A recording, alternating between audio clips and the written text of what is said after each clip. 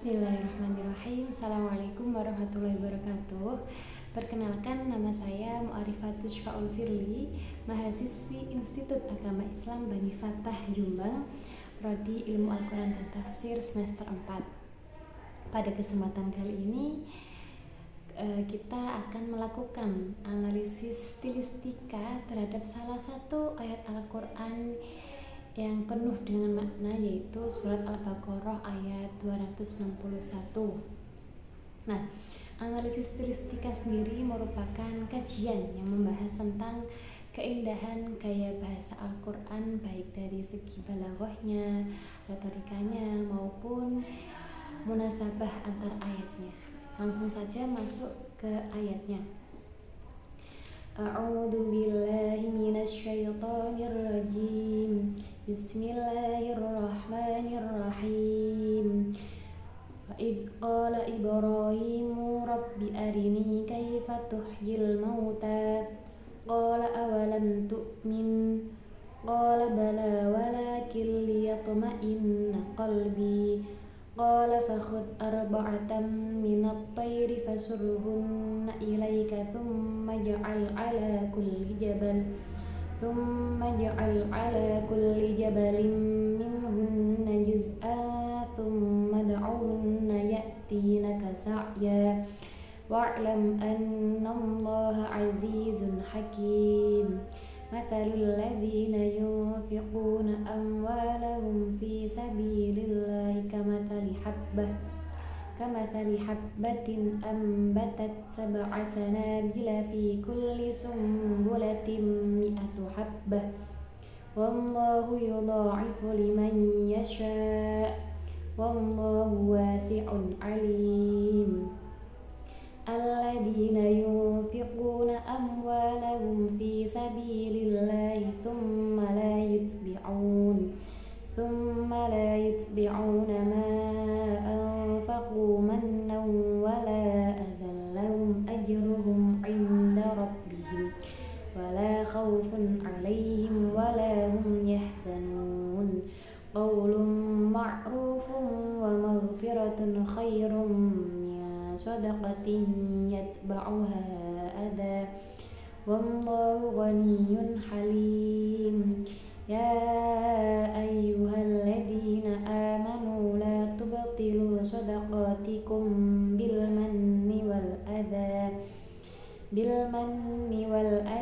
kalladzi yunfiqu malahu ria'an nasi wa la yu'minu billahi wal yawmil akhir famathaluhu kamathali safwanin 'alaihi turabun fa'asabahu wabilun fatarakahu salda la yaqdiruna 'ala syai'in mimma kasabu wallahu la yahdil qaumal kafirin. Wa mathalul ladzina yunfiquna amwalahum ibtigha'a mardatillahi wa tathbitan min anfusihim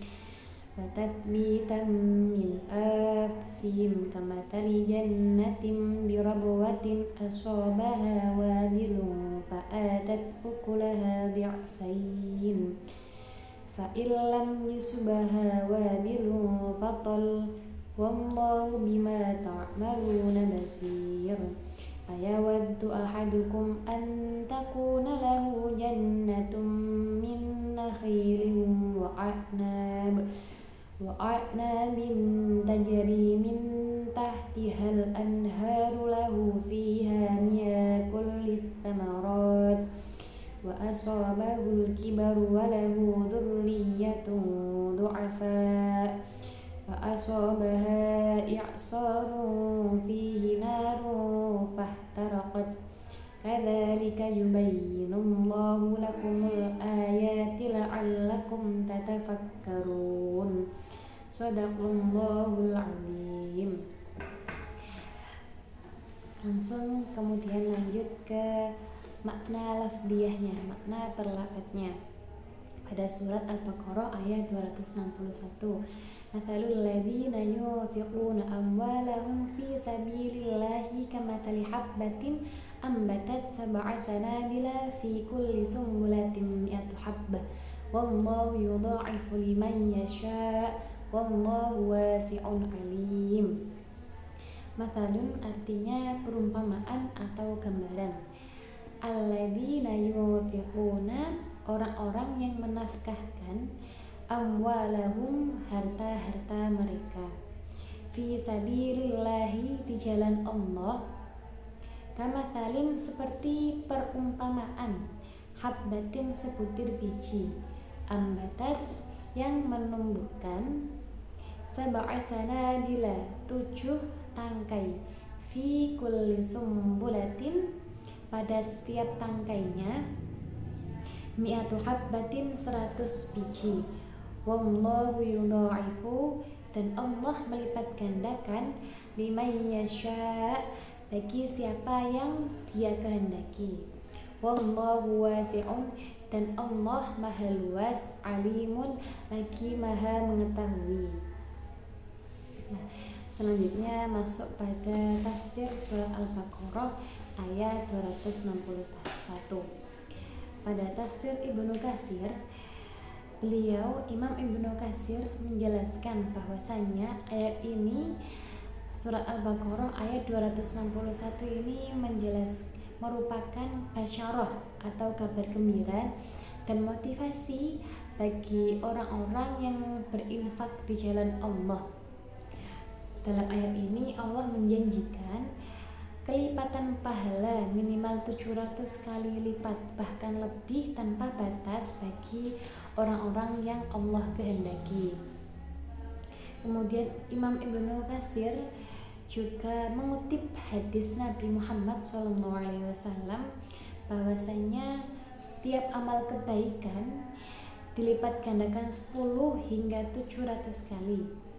Beliau menegaskan bahwasanya lafadz wallahu yudha'ifu liman yasha' merupakan menunjukkan bahwa angka 700 itu bukanlah batas maksimal, melainkan batas minimal yang dijanjikan oleh Allah. Bahkan pemberian lebih berlaku bagi orang-orang yang ikhlas.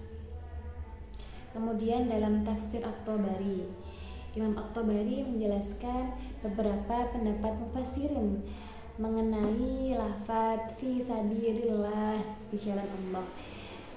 Dalam tafsir At-Tabari, makna fi sabilillah itu ada 3. Yang pertama, khusus untuk jihad atau perang di jalan Allah. Yang kedua, umum, mencakup semua ketaatan. Yang ketiga, segala bentuk pengeluaran yang mana itu bisa mendekatkan diri kita kepada Allah. Imam At-Tabari juga mencatat bahwasanya perumpamaan 1 biji yang menumbuhkan 7 tangkai ini mencerminkan fenomena yang nyata yang terjadi di pertanian Arabian kuno. Kemudian dalam tafsir Al-Qurtubi, Imam Al-Qurtubi dalam tafsirnya, dalam kitab beliau lebih menekankan tentang dimensi fikih pada ayat 261 ini, bahwasanya infak yang dimaksud itu mencangkup zakat wajib dan sedekah sunnah, dan keduanya tadi itu mendapatkan janji pelipatan pahala ini. Kemudian beliau, Imam Al-Qurtubi, juga menganalisis struktur ayat dari sisi nahwu dan balaghahnya. Beliau menjelaskan bahwasannya penyebutan kata wasi'un yang artinya luas sebelum kata alimun yang artinya maha mengetahui itu bukanlah tanpa sebab. Wasi'un disebut terlebih dahulu karena itulah yang paling diharapkan oleh orang-orang yang berinfak. Kemudian lanjut ke analisis stilistikanya. Yang pertama yaitu ada takdim wa ta'khir. Takdim ini artinya mendahulukan, sedangkan ta'khir artinya mengakhirkan. Nah, dalam surat Al-Baqarah ayat 261 ini terdapat lafadz wasi'un wallahu wasi'un alim. Wasi'un artinya luas, sedangkan alimun artinya maha mengetahui. Nah, kata wasi'un ini didahulukan. Kenapa? Karena untuk menjadi penghibur bagi orang-orang yang berinfak di jalan Allah. Jangan khawatir, rezeki kita akan berkurang dengan berinfak di jalan Allah, karena sesungguhnya Allah itu maha luas rezekinya, kaya rezekinya. Insya Allah akan diganti oleh Allah dengan berkali-kali lipat. Kemudian selanjutnya ada am dan khos. Am artinya umum, sedangkan khos artinya khusus. Pada ayat ini terdapat lafaz fi sabilillahi yang artinya di jalan Allah. Lafaz fi sabilillah ini masuk ke dalam am atau umum karena di sini Allah tidak membatasi, tidak ada batasannya. Semua kebaikan yang niatnya karena Allah itu bisa masuk dalam kategori fi sabilillahi. Misalnya memberi makan orang miskin, kemudian sedekah, memberi sedekah kepada hewan dengan memberi makan, dan masih banyak yang lainnya. Kemudian lanjut ke mujmal dan mubayyan. Mujmal artinya global, sedangkan mubayyan artinya terperinci. Nah, pada ayat 261 surat Al-Baqarah ini terdapat lafaz wallahu yudha'ifu liman yasha. Allah melipat gandakan bagi siapa yang dikehendakinya. Lafaz ini bersifat mujmal karena di sini tidak disebutkan berapa kelipatannya. Kemudian dalam Al-Quran sendiri tidak menjelaskan secara mubayyan, tidak dijelaskan secara terperinci berapa kelipatannya. Penjelasannya ada langsung dalam hadis Nabi Muhammad SAW, bahwasannya kelipatannya itu bisa melebihi 700, bahkan tanpa batas bagi yang dikehendaki oleh Allah. Kemudian yang selanjutnya yaitu nasikh dan mansuh. Nasikh itu artinya ayat yang menghapus atau mengganti hukum sebelumnya, sedangkan mansuh artinya ayat yang hukumnya diganti. Nah, dalam surat Al-Baqarah ayat 261 ini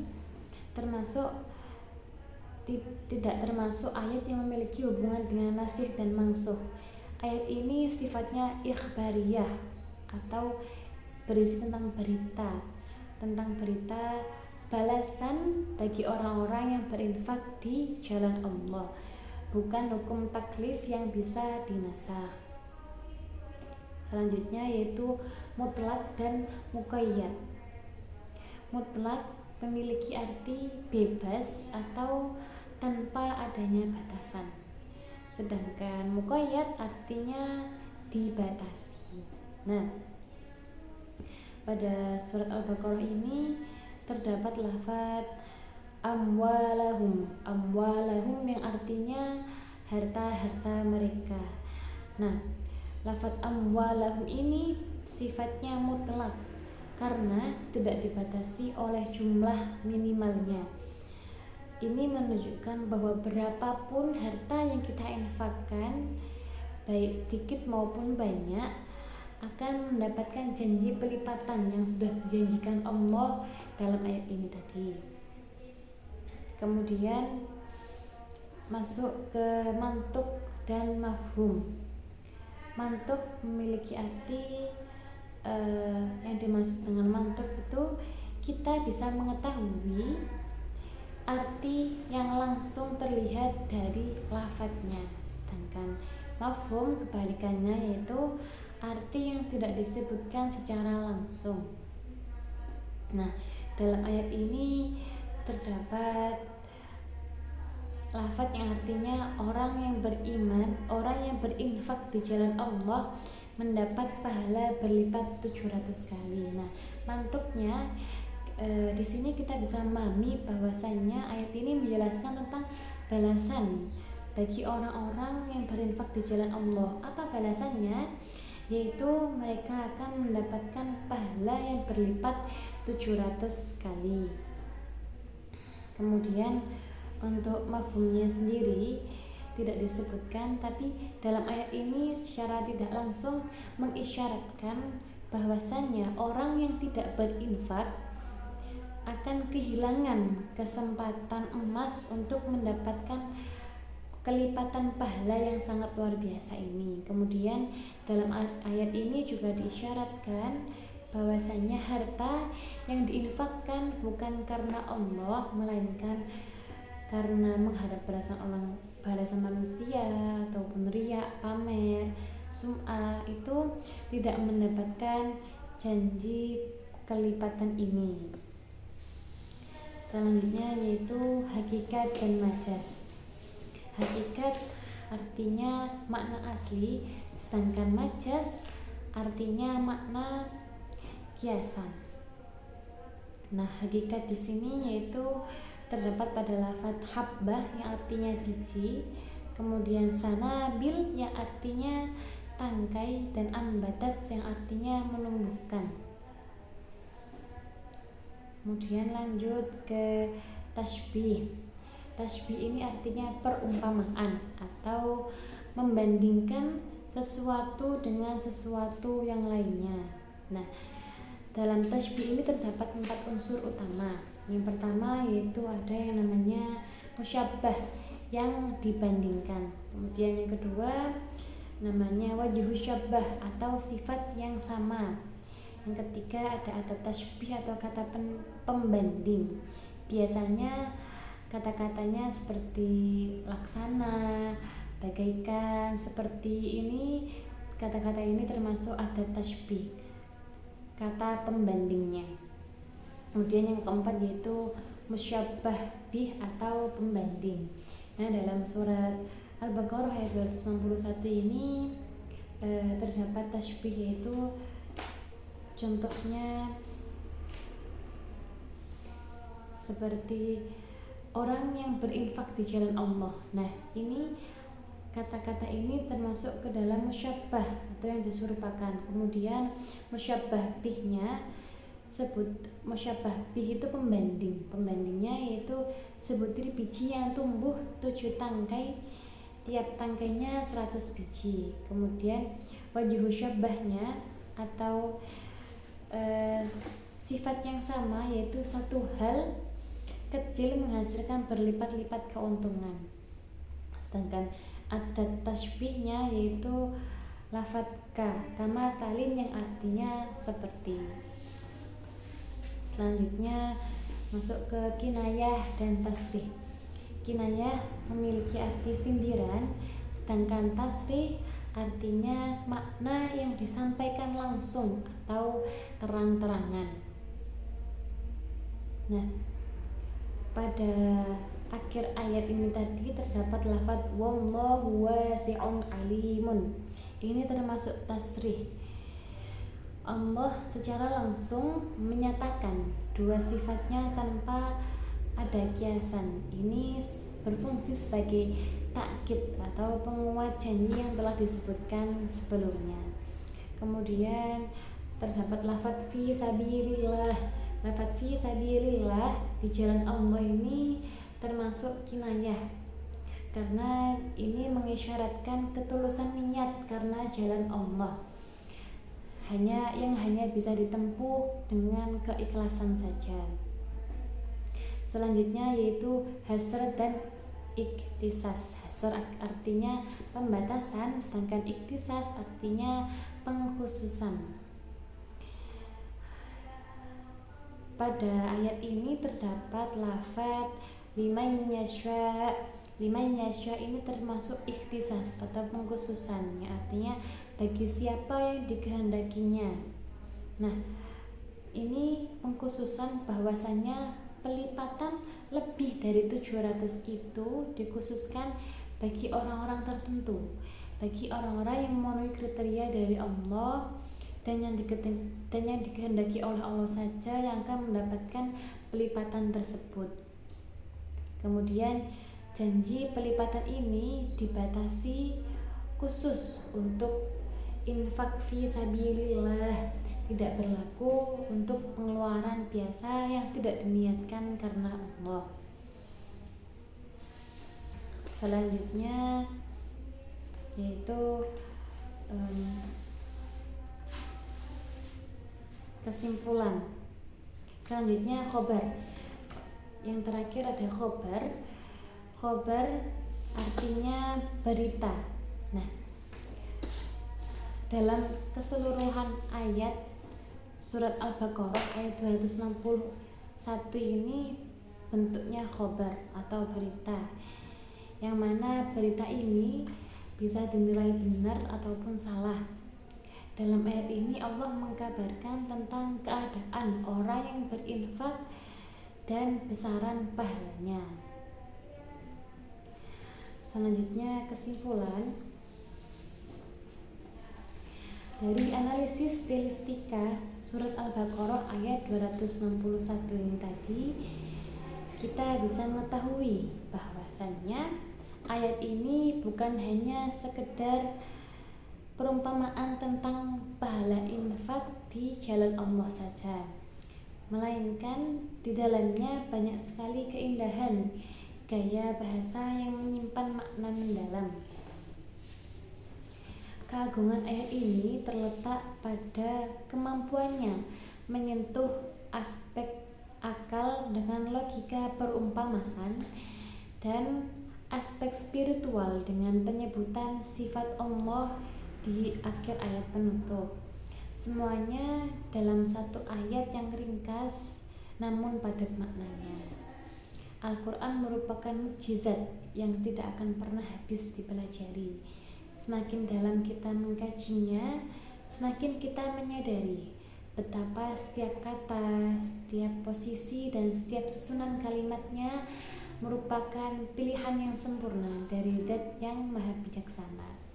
Sekian dari saya. Wassalamualaikum warahmatullahi wabarakatuh.